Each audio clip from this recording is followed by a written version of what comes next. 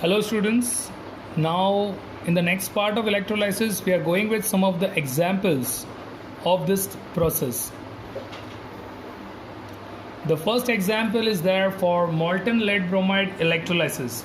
So itself molten lead bromide is working as a electrolyte for this reaction. To make it molten, we are providing temperature nearby 380 degrees. So we have to provide the temperature from the bottom, that is 380 degrees Celsius. Okay. Now in the setup as an electrode, we have used graphite. Two graphite rods are being used which are inert. That is being used as a electrode. Even electrolytic cell, over there we have used silica crucible, because silica crucible can withstand at very high temperature, so we have used that silica crucible over here as electrolytic cell. Now as we have discussed, this is lead bromide. So lead bromide, what ions are available? So Pb 2 plus and Br minus. These are the two ions available in the molten lead bromide, because as a molten state it definitely separates into the ions. Now out of that, cation move towards cathode and anion will move towards anode. So cation is Pb2 plus moving towards the cathode, by gaining 2 electron is converting into Pb, and that is the process. Gaining is there, so it is called as a type of a process reduction. As I told you already before, that on cathode always it is a reduction, and on anode Br minus is there. How you will convert it into Br? By losing 1 electron, and that is called as oxidation. Now we know that only Br is not possible, so another Br ion, bromine ion, is losing 1 electron converting into Br, and together they are actually forming Br2. So right now in the reaction, as you can focus, there are two major observations on two different electrodes. That is the lead. Lead is collected as a grayish white metal. So you can say this is the one which is collected at cathode. It is grayish white. Whereas the bromine is collected, and the color of bromine, it is reddish brown. So these are the observation over here.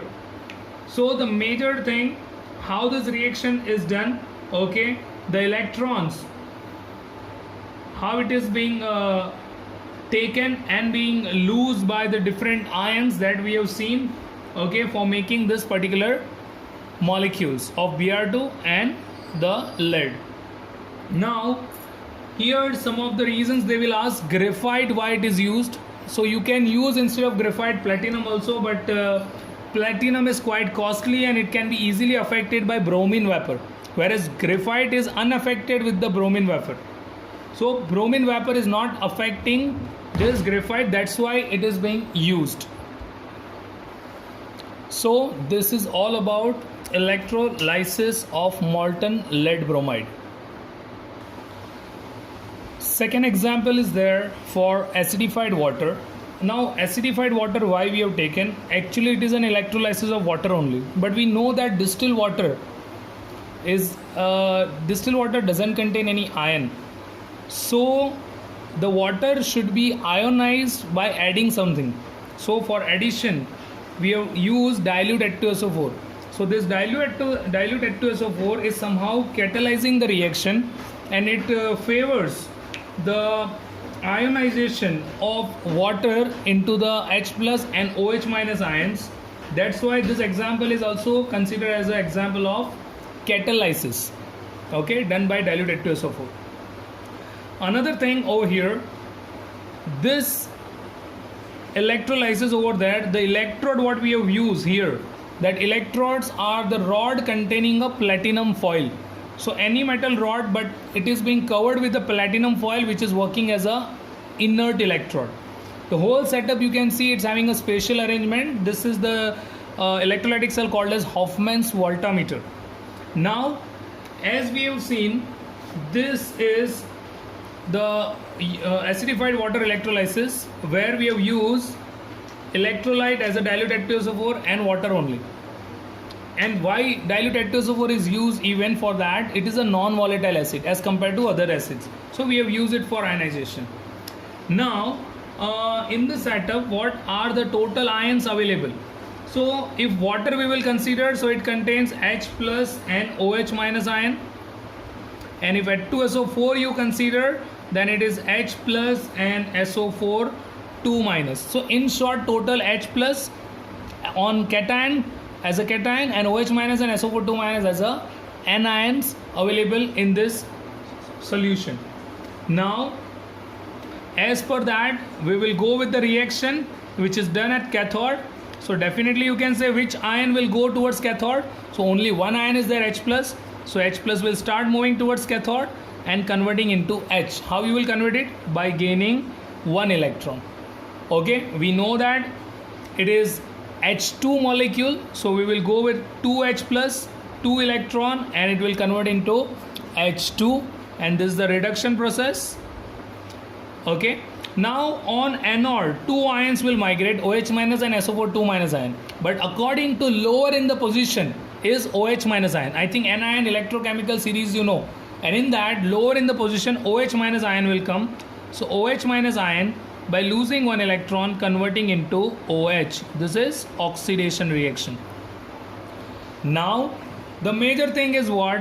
This OH minus ion form that OH, but how many OH minus ions are involved? So total 4 OH minus ion losing 4 electron, forming 4 OH, and this 4 OH together form 2 molecule of water again plus 1 molecule of oxygen.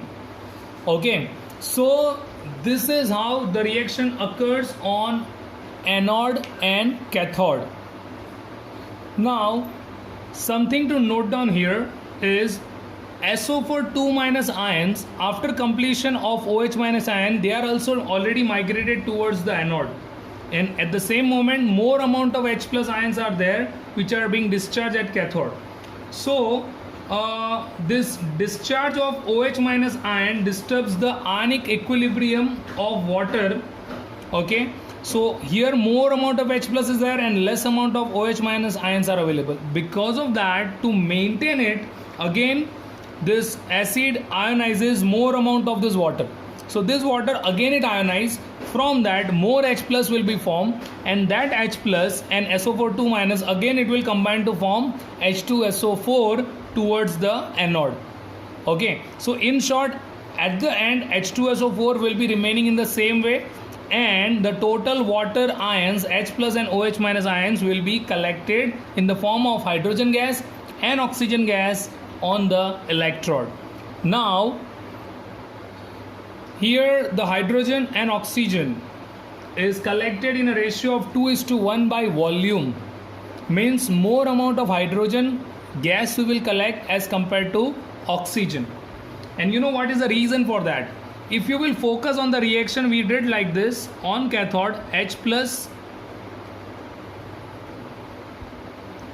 electron form H, and on anode it is OH minus losing 1 electron forming OH.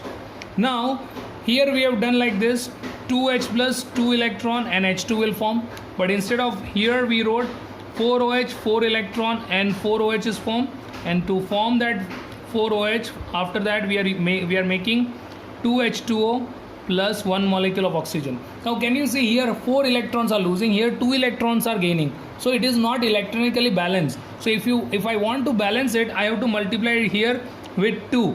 So 2 2s are 4, 2 2s are 4, and here also multiply with 2.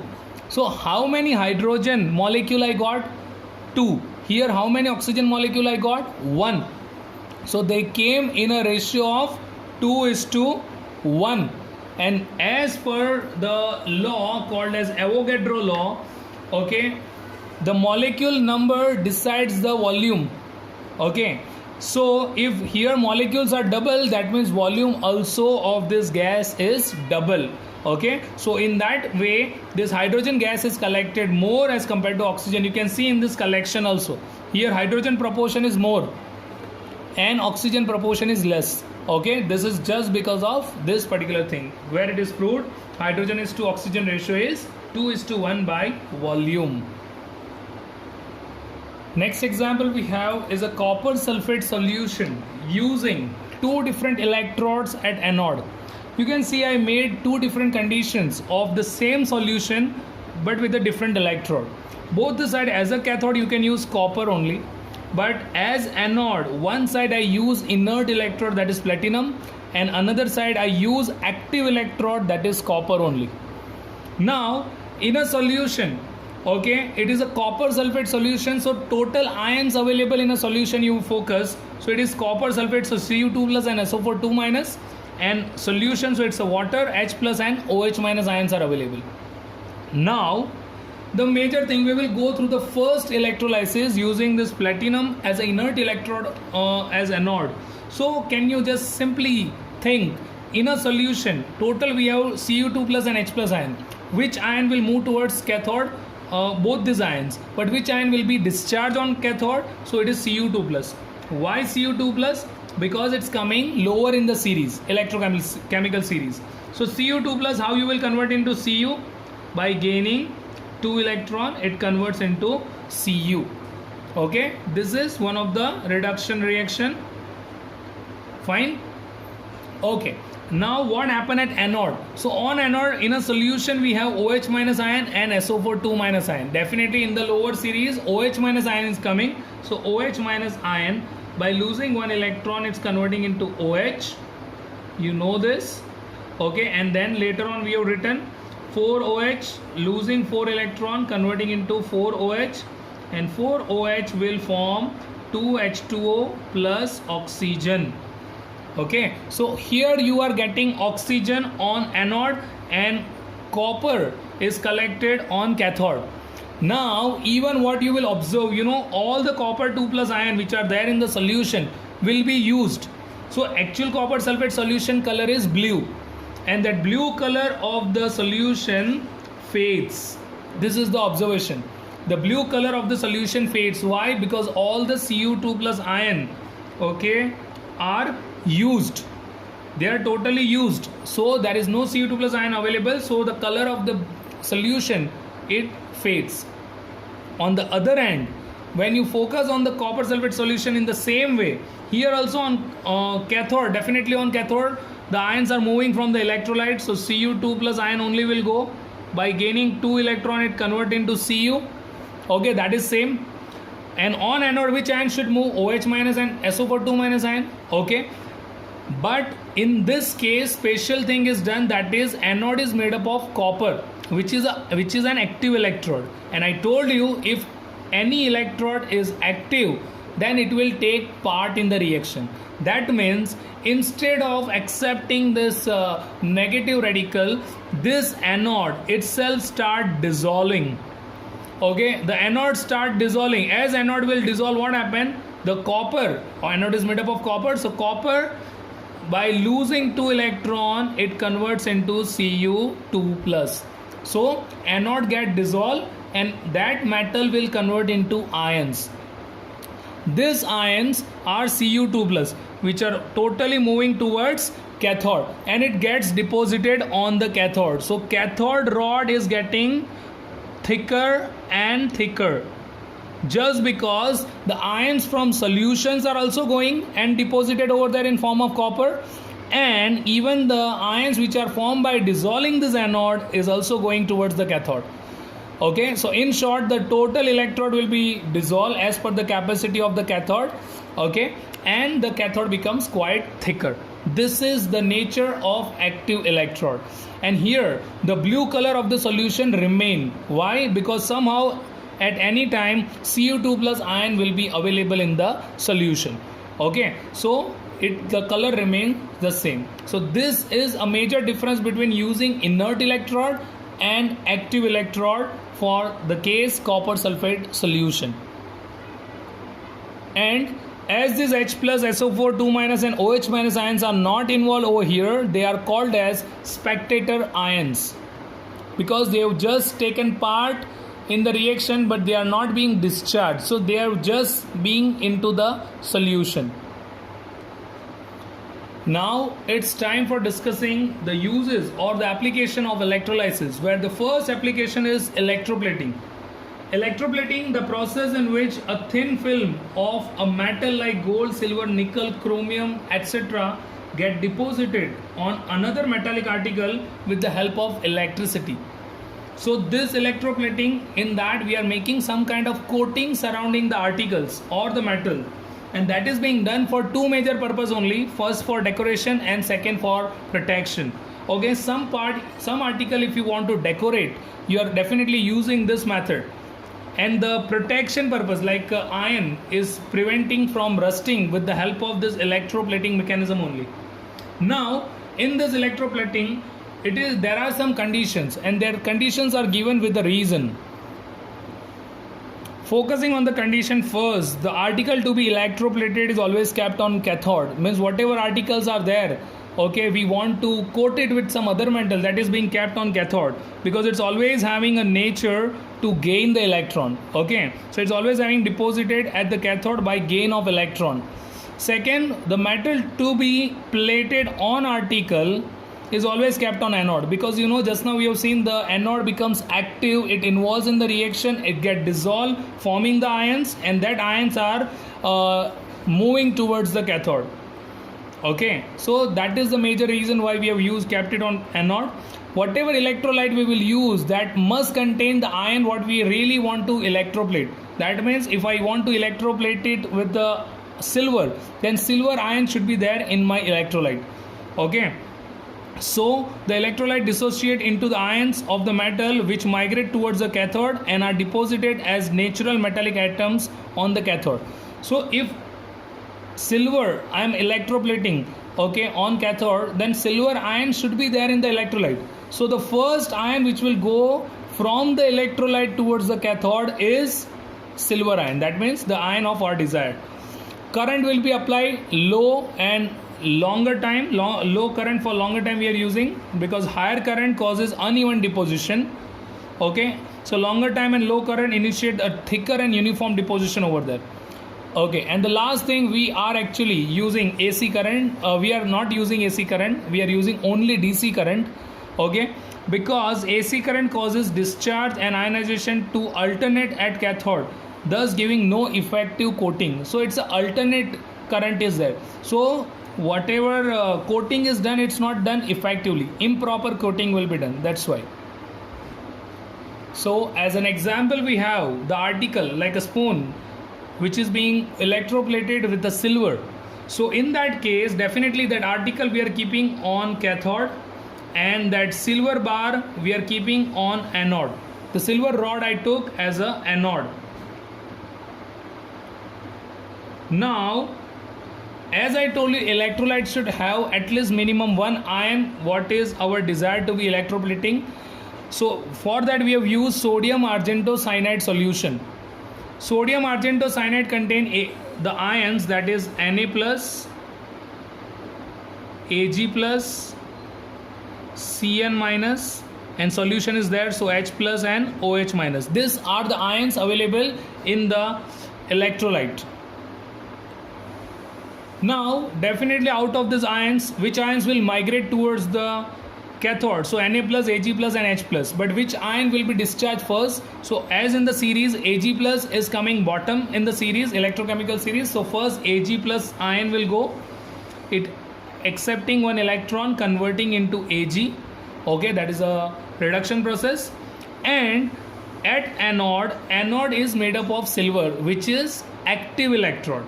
Okay, as it is active electrode, just now I told you what happened, it itself getting dissolved and converting into iron. So silver losing electron, converting into Ag plus.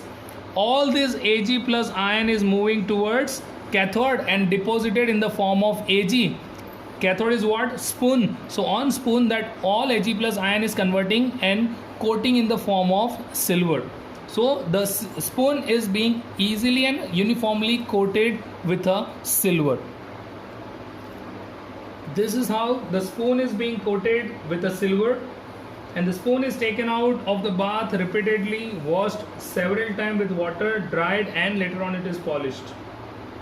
And the total thing is depending on thickness of the coating, that all things depend on the duration of the current what we are passing. how easily the anode is dissolved, and if by chance electrolyte is a colored one, then that color should be maintained. Right now it is not, but many different examples are there where electrolyte is colored one, so that color should be maintained. The last example we have seen for a decoration purpose, and this example is there for protection purpose, where we are actually coating nickel on iron object. So iron we have kept on cathode and nickel we have kept on anode. Electrolyte we have used of the same coated material, that is a nickel, so we have used nickel sulphate solution where these ions are available. Out of this, on cathode, first nickel ion will go, and nickel ion will be deposited by gaining 2 electron in the form of nickel.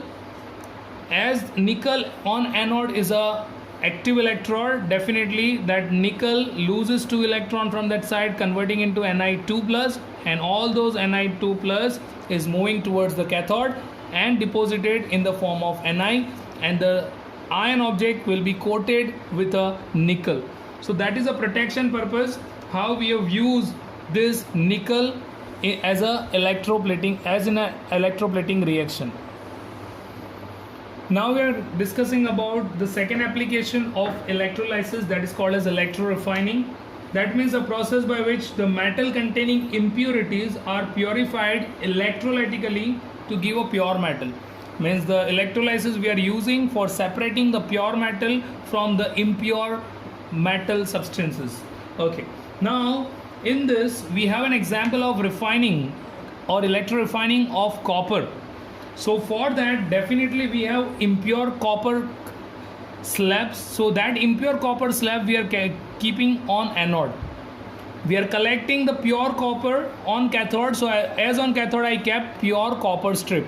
So directly the pure copper will be collected on cathode.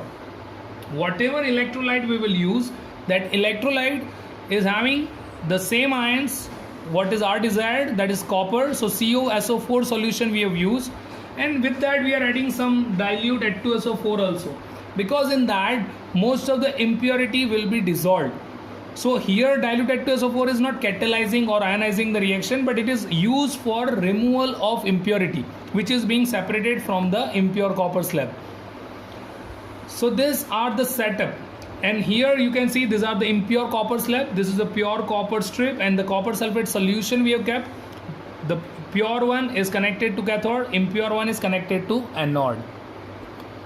Focusing on the reaction at cathode, what happened from the solution, as we know that electrolyte is CuSO4, so total ions available is Cu2 plus, SO4 2 minus, H plus and OH minus. Even you can say H plus and SO4 2 minus ions are also there.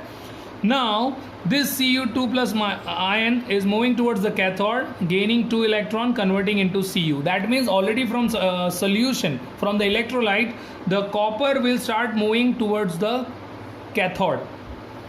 Now on anode, as this impure copper slab is working as an active electrode, so itself those all electrode will start dissolving. As they will start dissolving, from that whatever copper ion is available, okay, it loses 2 electron, converting into whatever copper is available, it loses 2 electron and converting into Cu2 plus ion. This all Cu2 plus ion later on it moving towards the cathode. Okay, it's moving towards the cathode and it is deposited in the form of copper on the cathode. So at the end what you can see, the thin copper strip what we have taken, that thin copper strip becomes thicker. See, you can see the thickness of the copper strip now. As compared to the previous one, the thickness of the copper strip is increased because the pure copper is collected on their cathode. Now here in the reaction, whatever impurities are there, that is being dissolved in the dilute H2SO4, but the impurity which is not being dissolved, okay, it is collected below each electrode in the form of anode mud. So this is called as anode mud, which is being collected at the bottom of those all anodes. So they are called as anode mud. And by this method we are getting nearby 99.9% pure copper on cathode. So, and this is the method which is being used for some other metals like zinc, lead, mercury, silver, and even copper. So this is the method called as electro refining, where we have even used the same process, electrolysis. The last application is electrometallurgy, that is a process of extraction of metal by using this electrolysis. Now this method is actually used for all those metals which are higher in the position, like potassium, sodium, calcium, magnesium, aluminum, because they cannot easily be separated from their aqueous solution. By chance we are telling it's a KCl solution, KCl with water, then problem is what? The aqueous solution will contain H plus ion along with that metal ion. So K plus ion is also there and H plus ion is also there. Okay, so on passage of electric current, instead of K plus, definitely which ion will go first? That is H plus. Okay, so in that case the major thing is what? The one which is lower in the series is getting deposited first, and we will not get the proper result in that. So that we have to use electrolysis for directly of this all metal solutions in their fused state, not in their aqueous state. We have to use fused. Fused means molten state. We have to use their molten state. And even one more thing, that this all metals cannot be easily separated by using just a normal common reducing agent. We have a common reducing agent, if you know, it's a carbon monoxide and hydrogen, but that is being used for a metal like zinc, lead, copper, silver and all. It is not being used for this kind of strong metals. So we are not going to use this all reducing agent. We have to use electrolysis only for this process. So we have used this fused KBr we have taken, molten KBr we have taken, which contains K plus and Br minus ion. So K plus ion moving towards the cathode, gaining one electron, converting into potassium, and Br minus ion losing one electron, converting into Br, and you know that 2 Br losing 2 electron, converting into Br2 vapor. Same way you can go with Mg2 plus MgCl2 fused molten magnesium chloride, where Mg2 plus is moving towards the cathode, deposited in the form of magnesium by gaining 2 electron, and chlorine in the same way losing 2 electron, converting into Cl2. Okay, so this is how we are getting different metals on the cathode by using electrolysis. In the same way, we can extract the aluminum also from the electrolyte alumina, Al2O3, but alumina is a poor conductor of electricity, so we have to use a cryolite, Na3AlF6, and calcium fluoride with them. Okay, so together they are involved as an electrolyte in the reaction, and from that Al3 plus ion will be separating out, and that will be collected as Al as an aluminum metal by gaining 2 electron on cathode, and in the same way oxygen is being deposited on anode by losing 2 electron, and it converts into O. Now we know that it's not just a single O, it is O2, so we are multiplying with 2, so it's converting into O2. Okay, but as electronically both are not balanced, here 3 and here 4, so to balance it we are keeping the normal LCM, okay, that is 12, and to keep the 12 we have to multiply here with the 4, so it's coming 4 Al and 12 electron. Here we are multiplying with 3, so it's coming 6 O2 minus and 3 oxygen molecule. So this is how oxygen and aluminum are collected on the respective electrode. Last in the book is given about strong and weak electrolyte, and for that I think we have discussed already what is degree of dissociation, the number of molecule upon total number of molecule into 100, the number of molecule dissociated upon total number of molecule into 100. So if out of 80 or out of 50 molecule, I told you last example, out of 50 molecule if 25 are being dissociated, then total percentage we are getting, that is 50%. If this value is coming more than 30%, then it is considered as a strong electrolyte, and less than 30 is called as weak electrolyte. And these are the example of acid, base and salt, that strong and weak electrolyte. This is all about electrolysis. Thank you all.